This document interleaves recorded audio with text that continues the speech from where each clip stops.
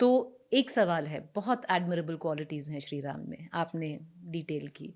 अब उसमें बहुत आर्ग्यूमेंट्स होते थे बैक एंड फ़ोर्थ कि अगर श्री राम भगवान हैं तो उन्होंने अपनी और मैं कहती थी ये, अगर भगवान हैं तो उन्होंने अपनी ही जो उनकी पत्नी थी गर्भवती, एक धोबी के कहने से उसे छोड़ दिया। भगवान ऐसा थोड़ी ना करेंगे।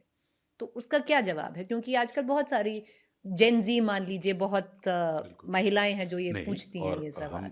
तो राजसभा में राजा राम बैठा था। तो राजा राम के अंदर द्वंद ये पैदा हुआ कि इस बात का जवाब राजा राम दे या पति राम दे।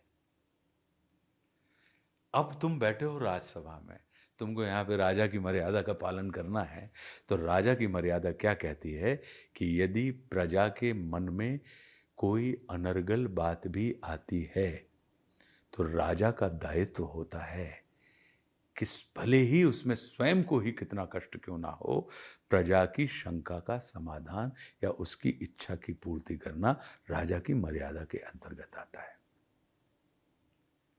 तो वो क्या करते हैं? त्याग नहीं करते, परित्याग करते हैं। त्याग और परित्याग में अंतर होता है। त्याग का मतलब होता है मन, कर्म, वचन। कि ये राज्यसभा में ये बात कही जा रही है और एक भी सभासद इस बात के ऊपर तर्क नहीं कर रहा है, सब चुप हैं।